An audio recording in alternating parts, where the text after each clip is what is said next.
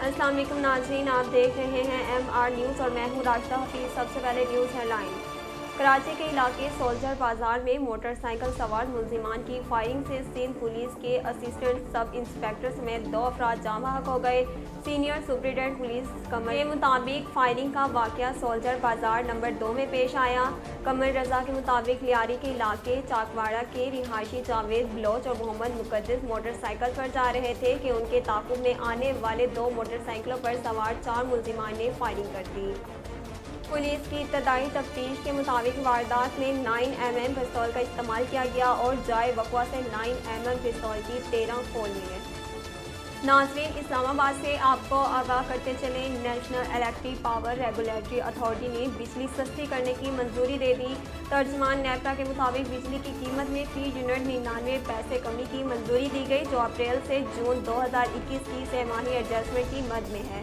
तर्जमान का कहना था कि बिजली सस्ती करने के फैसले का इतलाक़ वफाकी हुकूमत की मंजूरी के बाद होगा और इस सूरत में सार्फिन को 22 अरब रुपए का रिलीफ भी मिल सकेगा। तर्जमान के मुताबिक बिजली की कीमत में कमी की मंजूरी के इलेक्ट्रिक के सिवा तमाम बिजली की तकसीम कार कंपनियों के लिए है। कराची में साले 9 पर हवाई फायरिंग करने वालों के खिलाफ इक़दाम कत्ल के मुकदमा दर्ज करने का फैसला किया गया। कराची में साले 9 के जश्न के मौका पर शहर भर में सख्त इंतजाम किए जा रहे हैं और इस सिलसिले में ज़िला साउथ में 2250 पुलिस एहलकार तैनात किए गए हैं।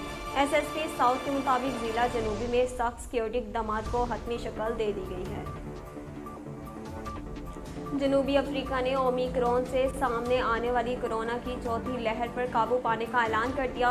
मेडिकल रिसर्च काउंसिल जनूबी अफ्रीका का कहना है कोरोना केसेस की इंतहाई सतह पर पहुंचने के बाद कमी आई, जिसके बाद रात को कर्फ्यू भी उठा लिया गया। रिसर्च काउंसिल के मुताबिक ओमिक्रॉन के 22 अमवात में खातिर खा इजाफा नहीं हुआ और नए केसेस की शरह 28% तक कम हो चुकी है, जबकि अस्पतालों में मरीजों की तादाद भी कम हो रही है।